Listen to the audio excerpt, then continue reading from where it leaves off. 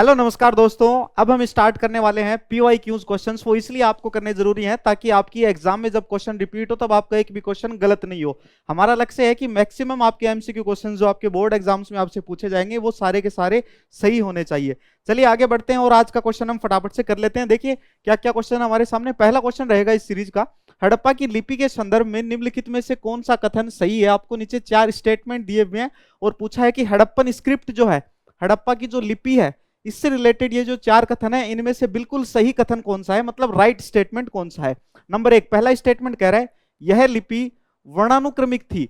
वर्णानुक्रमिक ना होकर यह लिपि थी बेटा भाव चित्रात्मक। भाव चित्रात्मक, जिसको इंग्लिश में पिक्टोग्राफिक बोलते हैं। यह लिपि किस प्रकार की थी? पिक्टोग्राफिक। सभी को क्लियर है? पिक्टोग्राफिक लिपि थी।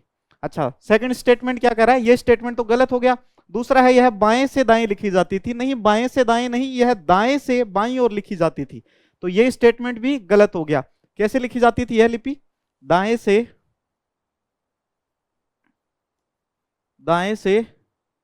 बाएं की तरफ। ओके, इसके बाद अगला स्टेटमेंट है इस लिपि को अभी तक पढ़ा नहीं जा सका है। हाँ, ये बात तो सही है भाई। ये लिपि जो है, ये स्क्रिप्ट जो है, ये अभी तक क्या है? अनडेसिफर्ड है। अनडेसिफर्ड मतलब अभी तक इसको कोई भी पढ़ नहीं पाया है। इस लिपि में कुछ ही चिन्ह या प्रतीक है। यहां पर कुछ ही लिखा है, कुछ ही नहीं। इस लिपि में सारे के सारे जो हैं वो चिन्ह और प्रतीक हैं। सारे के सारे चिन्ह हैं और सारे के सारे साइंस हैं, प्रतीक हैं। चलो, तो ये वाला क्वेश्चन जो आपका सही हो गया। आंसर कौन सा होगा? Option number C. ये भाई आपके बोर्ड एग्जाम में आया हुआ क्वेश्चन, MCQ क्वेश्चन, और इसी प्रकार से क्वेश्चंस रिपीट होते हैं। तो इसलिए आप क्लास को ध्यान से देखेंगे और हर एक क्वेश्चन को ध्यान से समझेंगे। चलिए नेक्स्ट क्वेश्चन देखते हैं। हड़प्पा सभ्यता के किस स्थल पर मिट्टी के बने हल मिले हैं? Terracotta model of plough. क्या पूछा इसमें आपको? Terracotta model of plough. मिट्टी के बने हल के जो प्रतिरूप हैं, जो प्रारूप हैं, वो हमें कहां से मिले हैं? तो चलिए देखते हैं। ऑप्शन नंबर 1 कह रहा है कालीबंगा, धोलावीरा, शोरतुंगई, लोथल, बनावली और चोलिस्तान, और संघोल और राखीगढ़ी। फटाफट से आप सभी बच्चे कमेंट सेक्शन में आंसर करके बताओ, देखें किस किस को पता है, क्योंकि ये क्वेश्चन मैं काफी बार आपको करवा भी चुका हूं। देखो ऑप्शन नंबर ए है कालीबंगा और धोलावीरा। चलो, मिट्टी का बना हल है, ये मैं आपको बता देता हूं कहां से मिला, बनावली और चोलिस्तान से। लेकिन कालीबंगा और धोलावीरा से क्या मिलता है? सबसे पहले आप कालीबंगा में याद रखेंगे। कालीबंगा, कालीबंगा में हमें क्या मिलता है बेटा?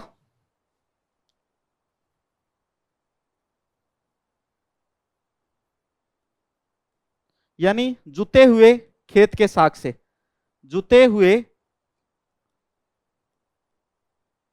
खेत के साग से आप कह सकते हैं, या एक साथ दो फसलें उगाने का साग से। एक साथ दो फसलें उगाने के साग से भी हमें कहां से मिलते हैं मेरे बच्चों? कालीबंगा से मिलते हैं। अच्छा, इसके बाद हम धोलावीरा देखें तो धोलावीरा वो सभी को याद रखना है। अच्छा, ये बताओ, देखें कालीबंगा कौन सी जगह है? एग्जाम में डायरेक्ट क्वेश्चन आ जाए कि कालीबंगा कौन वर्तमान में कौन से राज्य के अंदर स्थित है? तो कालीबंगा कहां है बेटा? राजस्थान में। कौन से राज्य में है? राजस्थान के अंदर कालीबंगा है, सभी को अच्छे से याद रखना है। धोलावीरा कहां पे है बेटा? गुजरात के अंदर। और धोलावीरा से हमें प्रमुख अवशेष कौन से मिले हैं? जलाशय। जलाशय का अवशेष हमें यहां से मिला है, वाटर टैंक आप इसे कह सकते हैं।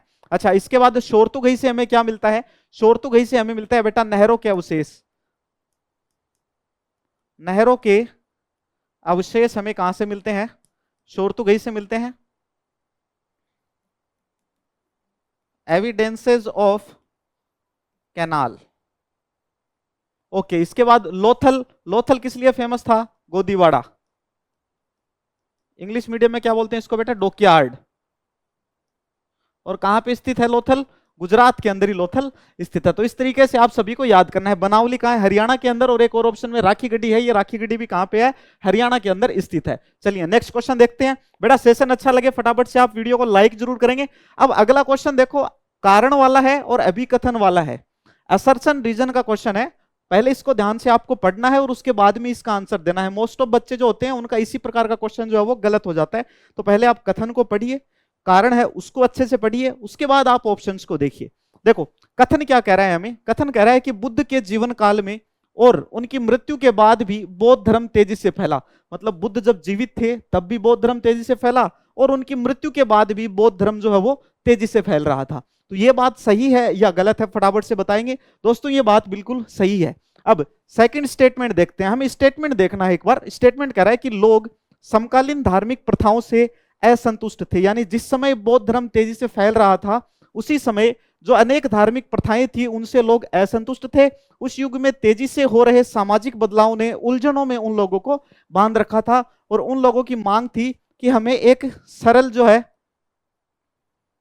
धार्मिक रास्ता मिले, धार्मिक पंथ मिले। और ये उन्हें कहां से मिला? बौद्ध धर्म के प्रचार से, यानी बुद्ध धर्म से उन्हें मिला। तो इसीलिए बौद्ध धर्म जो है वो तेजी से फैला। यानी ये स्टेटमेंट भी सही है, दोनों स्टेटमेंट सही है। और जो कारण है, इस कथन का जो कारण है, विकथन का जो कारण है, ये बिल्कुल सही है। यानी ए और आर दोनों सही हैं और आर जो है ये ए की सही व्याख्या करता है। तो ऑप्शन नंबर ए इसका राइट आंसर हो गया। अच्छा, ये वाला स्टेटमेंट भी सही और ये वाला स्टेटमेंट भी सही होता, बट ये स्टेटमेंट अगर इससे रिलेटेड नहीं होता तो आपका ऑप्शन नंबर बी सही हो जाता, जिसमें लिखा हुआ है कि व्याख्या नहीं करता है। तो ये आप अच्छे से पढ़ लेंगे इन क्वेश्चंस की, आप 2-4 बार प्रैक्टिस करेंगे, मैं आपको प्रैक्टिस करवाता रहूंगा, तो टेंशन लेनी नहीं है, बिल्कुल शानदार तैयारी हो जाएगी आपकी। नेक्स्ट क्वेश्चन देखो, जैन धर्म से संबंधित निम्नलिखित कथनों को पढ़िए और सही विकल्प का हमें चयन करना है। 4 स्टेटमेंट दिए हुए हैं मेरे बच्चों, इन चारों स्टेटमेंट्स को आपको अच्छे से पढ़ना है और हमें किसका चयन करना है? राइट ऑप्शन का हमें चयन करना है। तो चलिए देखें कौन कौन से स्टेटमेंट हैं। जन्म और पुनर्जन्म का चक्र कर्म के द्वारा निर्धारित होता है। जन्म और पुनर्जन्म का चक्र जो है वो कर्म के द्वारा निर्धारित होता है। बात सही है कि नहीं है? बताओ भाई फटाफट से। सेकंड देखो क्या कर रहा है, संसार के त्याग की आवश्यकता है, यानी कि अगर मोक्ष प्राप्ति करनी है तो संसार के त्याग की आवश्यकता है, ये स्टेटमेंट ऐसे बोल रहा है। नेक्स्ट स्टेटमेंट क्या कर रहा है, मोक्ष प्राप्ति के लिए सांसारिक अस्तित्व एक अनिवार्य नियम है। देखो एक तो ये स्टेटमेंट गलत हो गया, क्योंकि मोक्ष प्राप्ति के लिए बोला कि संसार और आत्मा ये दोनों अलग अलग होने चाहिए, मतलब जब आत्मा संसार को त्याग देगी उस समय आप कह सकते हैं कि मोक्ष की प्राप्ति हो गई है। तो ये स्टेटमेंट गलत निकल गया। अहिंसा का सिद्धांत जो है ये महत्वपूर्ण है। चलिए 1, 2 और चौथा स्टेटमेंट 1, 2, 3, 1, 2, 4, ये देखो ऑप्शन नंबर सी में दिया हुआ है 1, 2 और 4। तो जो सही विकल्प है और सही विकल्प का चयन करना है, तो सही कौन कौन से स्टेटमेंट है? 1, 2 एंड 4। तो 1, 2 एंड 4 ऑप्शन नंबर सी जो है बेटा इसका राइट आंसर हो जाएगा।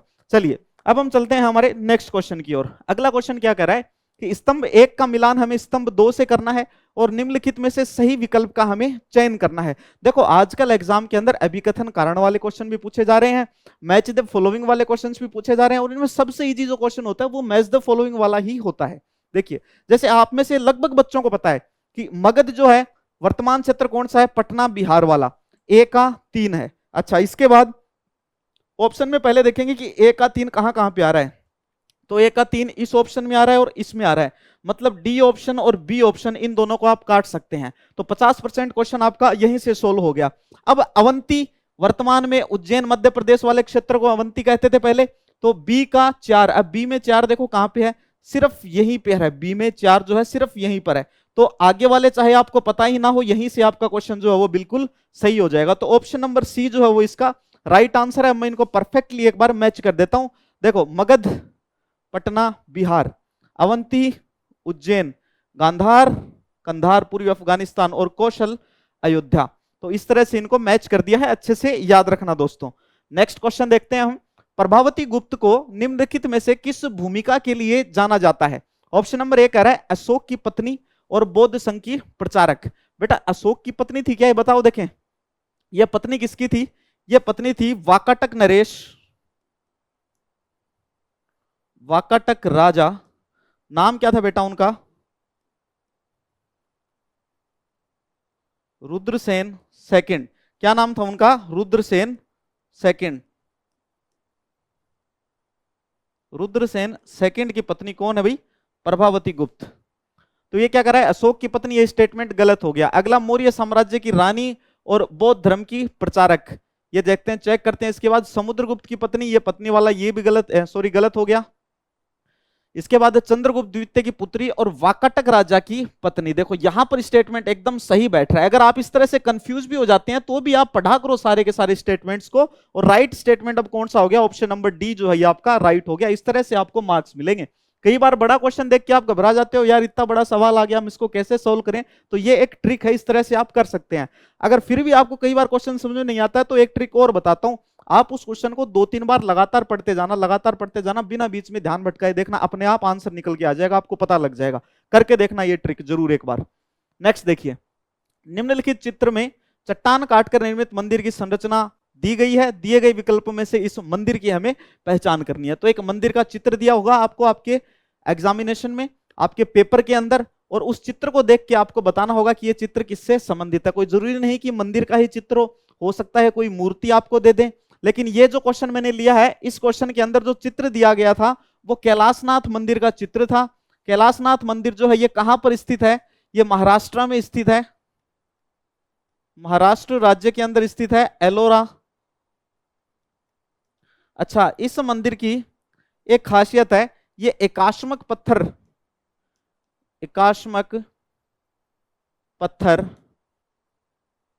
पर बना। किस पे बना है? एकाश्मक पत्थर पर बना है, सिंगल रॉक के ऊपर बना हुआ है, सिंगल रॉक। तो यहां मैं लिख देता हूं, आपको याद रहेगा, सिंगल रॉक। अच्छा, ये क्वेश्चन मैंने किस लिए लिया है? इसलिए लिया है, ध्यान रखना।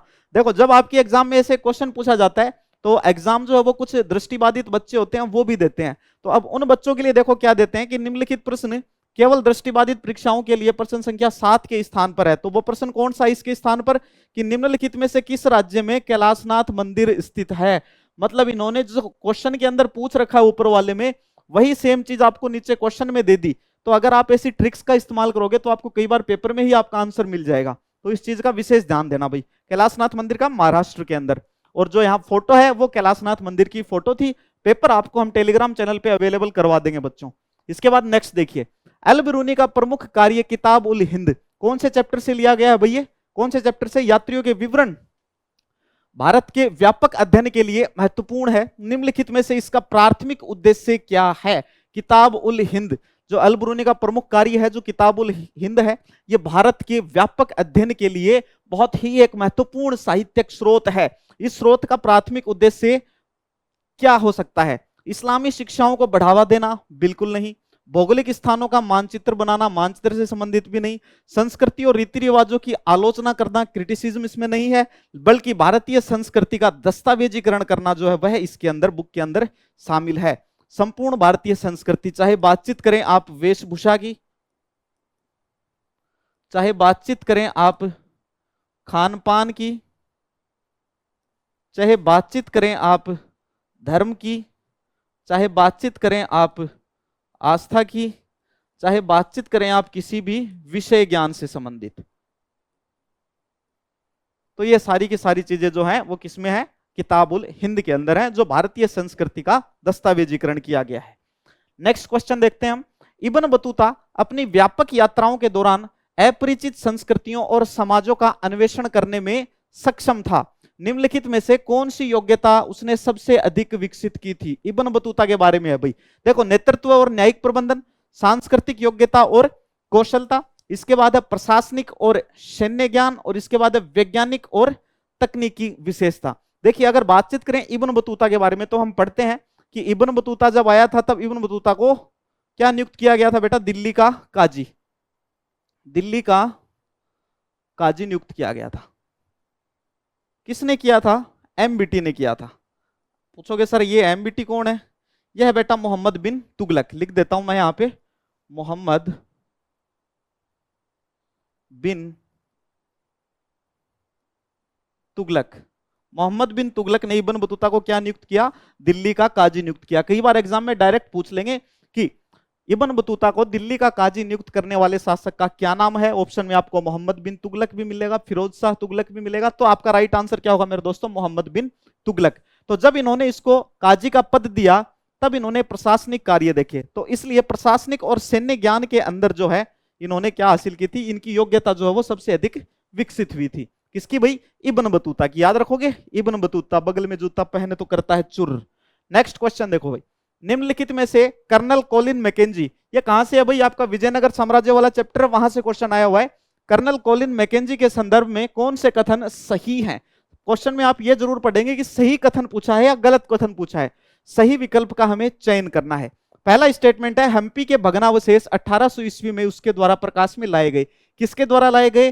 कर्नल कोलिन मैकेंजी के द्वारा। बिल्कुल ठीक बात। इसके बाद अगला देखो, वह ईस्ट इंडिया कंपनी के एक अधिकारी थे। बिल्कुल ठीक बात।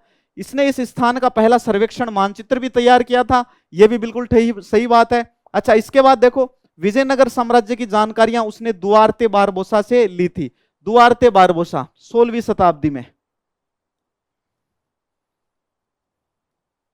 पुर्तगाल के। तो भाई कर्नल कोलिन मैकेंजी जो है, इन्होंने किसी भी प्रकार से कोई भी जानकारी दुआरते बारबोसा से नहीं ली थी। तो सर इन्होंने जानकारी ली कहां से थी? बेटा इन्होंने जानकारी कहां से ली? जो पंपा देवी का मंदिर है उसके जो पुजारी हैं, या आप कह सकते हैं कि जो स्थानीय पुजारी हैं, स्थानीय पुजारी, रीजनल जो प्रेस्ट हैं,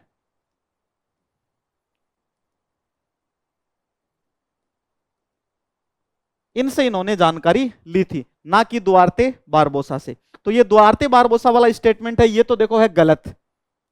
चौथा और पहला, दूसरा, तीसरा, ये तीनों है सही। तो ऐसा ऑप्शन कौन सा है जिनमें फर्स्ट, सेकंड और थर्ड तीनों हो? ऑप्शन नंबर ए में फर्स्ट, सेकंड और थर्ड इसी में है तीनों के तीनों। ऑप्शन नंबर ए जो है वो राइट हो गया। इस प्रकार से आपको अपने क्वेश्चंस करने हैं। अच्छा, इस क्वेश्चन का एक तरीका और भी है करने का, वो क्या देखो मैं आपको बताता हूं। जैसे 1 2 3 4 स्टेटमेंट दिए हुए हैं, बट ऑप्शन में इन्होंने एक स्टेटमेंट दिया हुआ नहीं है। मतलब ऑप्शंस के हिसाब से ये लग रहा है कि इनमें से एक स्टेटमेंट तो पक्का गलत है। तो अगर आपको ये पता लग गया कि 1 2 3 तो ये तीनों तो बिल्कुल सही हैं, चौथे का हमें पता नहीं गलत है कि सही है ना, तो आप इस ऐसी स्थिति में इस ऑप्शन का प्रयोग करके और इस आंसर को, क्वेश्चन के आंसर को सही कर सकते हैं।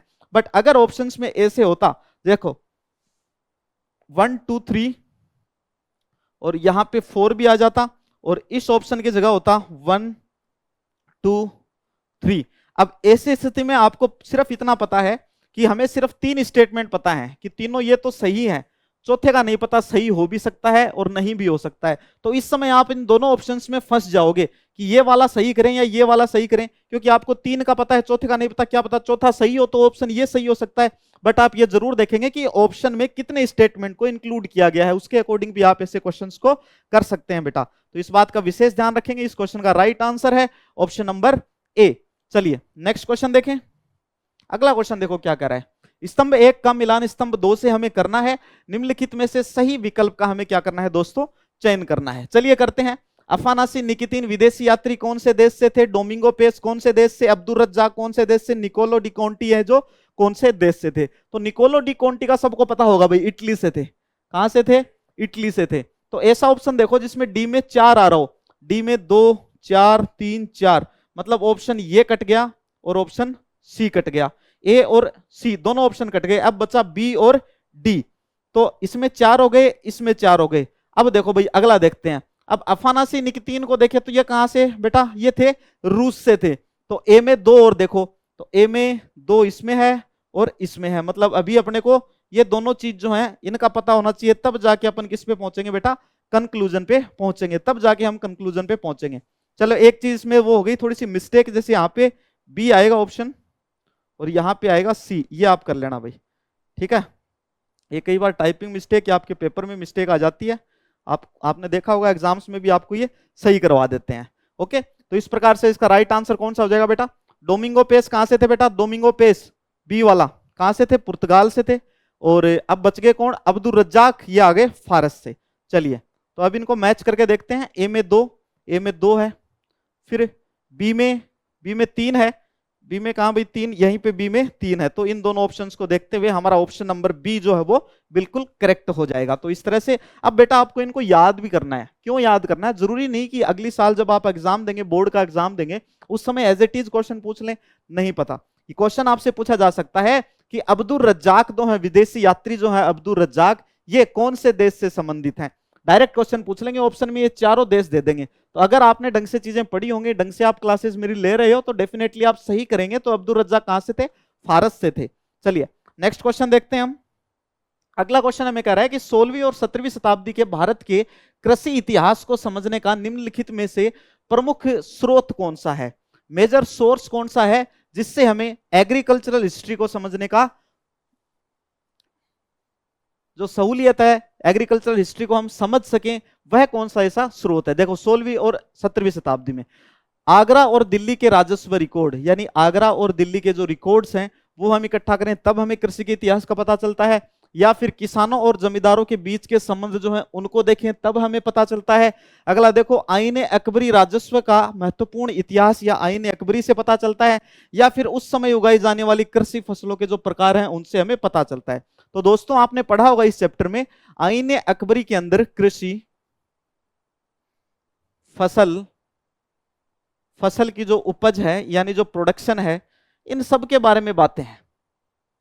तो इस प्रकार के क्वेश्चन में आईन अकबरी जहां भी आपको दिख जाए बिल्कुल राइट आंसर जो है वो आपका हो जाएगा। तो ऑप्शन नंबर सी जो है वो इसका क्या होगा बेटा, बिल्कुल सही उत्तर होगा। अगला क्वेश्चन देखें, निम्नलिखित में से कौन सा कथन 16वीं और 17वीं शताब्दी के भारत के जमींदारों के बारे में सबसे उपयुक्त है। जमींदारों की बातचीत हो रही है, उन जमींदारों की बातचीत हो रही है जो किसानों का क्या किया करते थे, शोषण किया करते थे। तो पहला ऑप्शन है सबसे उपयुक्त कथन पूछा है हमें, सबसे उपयुक्त, इसे आप हाईलाइट कर लेंगे।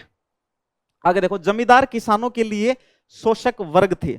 बात तो सही है, किसानों का शोषण ही करते थे, लेकिन ऐसा नहीं हो सकता कि हम 3 ऑप्शन और ना पढ़ें और इस पे टिक लगा के तुरंत भाग जाएं। ऐसा नहीं करना है, ऑप्शंस पढ़ने हैं। देखो इन्होंने सबसे उपयुक्त पूछा है। आगे और देखते हैं, राज्य की ओर से वे राजस्व एकत्र करते थे। बात ये भी बिल्कुल सही है। उनके गांव वालों के साथ सदैव सौहार्दपूर्ण संबंध थे। बिल्कुल सदैव सौहार्दपूर्ण संबंध जो है वो बिल्कुल नहीं थे। तो ये तो बात क्या हो गई बेटा, बिल्कुल गलत हो गई। उनके पास निजी इस्तेमाल के लिए जमीन के छोटे टुकड़े होते थे, छोटे नहीं, उनके पास बड़े टुकड़े होते थे। तो ये वाला स्टेटमेंट जो है ये भी गलत हो गया। अब बचे दो, इन दोनों में से सबसे उपयुक्त कौन सा होगा, सबसे उपयुक्त। तो सबसे उपयुक्त क्या होगा कि राज्य की ओर से वे राजस्व एकत्र करते थे। अच्छा ये क्यों नहीं होगा सर, ये क्यों नहीं होगा, क्योंकि जमींदार किसानों के लिए शोषक वर्ग से तो थे, बट काफी हद तक या कुछ हद तक आप कह सकते हैं कि वो किसानों का हित भी चाहते थे। ऐसा नहीं है कि संपूर्णतः ही वो सारे के सारे शोषक वर्ग के थे, लेकिन ये बात सभी के लिए लागू होगी। ये सबसे उपयुक्त होगा कि राज्य की ओर से वे राजस्व एकत्र करते थे। राजस्व एकत्र करने का काम किनको दिया जाता था, जमींदारों को दिया जाता था। किस समय, 16वीं और 17वीं शताब्दी के भारत में। अगला क्वेश्चन देखते हैं हम, एक आधुनिक शहर में मित्रों का एक समूह आज के समाज में कबीर की शिक्षाओं की प्रासंगिकता पर चर्चा करता है। कुछ का मानना है कि ये शिक्षाएं अप्रासंगिक हैं, जबकि अन्य समानता और प्रेम को बढ़ावा देने में उनके महत्व को देखते हैं। निम्नलिखित में से कौन सा परिदृश्य आज कबीर की प्रासंगिकता को सबसे अच्छी तरह से दर्शाता है। एक बार फटाफट से यहां से लेके और यहां तक का जो ये पैरा है इसे फुल स्पीड से एक बार पढ़ लो। 2 बार पढ़ सकते हो तो 2 बार पढ़ लो, आप इसका आंसर निकाल लोगे। फटाफट से पढ़ो, देखें फटाफट से पढ़ो। एक बार और मैं पढ़ के सुना देता हूं कि एक आधुनिक शहर के अंदर मित्रों का एक समूह आज के समाज में कबीर की शिक्षाओं की प्रासंगिकता पर चर्चा करता है। कुछ का मानना है कि ये शिक्षाएं अप्रासंगिक हैं, जबकि अन्य समानता और प्रेम को बढ़ावा देने में उनके महत्व को देखते हैं। अब निम्नलिखित में से कौन सा परिदृश्य आज कबीर की प्रासंगिकता को सबसे अच्छी तरह से दर्शाता है आज के समय में। चलिए देखते हैं। कबीर के ऐतिहासिक संदर्भ पर बहस। देखो पहला जो ये स्टेटमेंट है ये क्या हो गया, ये अतीत की बात हो गई। ऐतिहासिक नाम आ गया तो इसमें अतीत की बात हो रही है, तो ये तो यहां नहीं बैठेगा भाई सही। तो ये तो हो गया ऑप्शन गलत। नेक्स्ट देखो, आध्यात्मिकता को अप्रासंगिक बनाने पर चर्चा। आध्यात्मिकता को अप्रासंगिक बनाने पर चर्चा, ये कबीर के जो विचार हैं इनसे क्या थे भाई, बिल्कुल विपरीत विचार है। तो ये भी नहीं हो पाएगा, ये भी गलत हो गया। केवल सामाजिक मानदंडों और परंपराओं पर ध्यान देकर, और दूसरा कौन सा है, ईश्वर के साथ सरल संबंध की खोज। देखो सामाजिक मानदंड और परंपराएं जो हैं, जो सामाजिक कुरीतियां जो थी, जो परंपराएं जो थी, कबीर तो इनको खत्म करना चाहते थे। तो ये क्या है भाई, कबीर के सिद्धांतों के खिलाफ। अब बचा कौन सा ऑप्शन, चौथा ऑप्शन। चौथा ऑप्शन कह रहा है ईश्वर के साथ सरल संबंध की खोज। कबीर ने यही कहा था कि ईश्वर के साथ आप सरल संबंध बनाएं। ये नहीं कि सुबह से लेकर शाम तक जो आदमी भक्ति करेगा ईश्वर की प्राप्ति सिर्फ उसी को होगी, ऐसा नहीं कहा था कबीर ने। कबीर ने कहा था सच्चे मन से अगर आप ईश्वर को याद भी कर लेते हैं तो आपके ईश्वर के साथ अच्छे संबंध बन जाते हैं। तो ये कबीर की शिक्षाएं। वर्तमान में अगर बातचीत करें तो आज कबीर की प्रासंगिकता को सबसे अच्छी तरह यही कथन दर्शाता है कि ईश्वर के साथ सरल संबंध की खोज करें। इसके बाद देखते हैं अब हमारा नेक्स्ट क्वेश्चन, निम्नलिखित में से 1855 के संथाल विद्रोह का मुख्य कारण कौन सा था। तो क्वेश्चन के अंदर आप क्वेश्चन ढूंढा करो। देखो संथाल विद्रोह कब हुआ, 1855। तो एक चीज तो आप ये याद कर लो, तुरंत एग्जाम में डायरेक्ट क्वेश्चन आ जाए कि संथाल विद्रोह कब हुआ, पता होना चाहिए सबको। 1855 में हुआ था संथाल रिवोल्ट। अब पहला ऑप्शन है एक मुस्त बंदोबस्त का अधिरोपण, एक मुश्त बंदोबस्त कौन सा होगा बेटा आपका? Permanent settlement.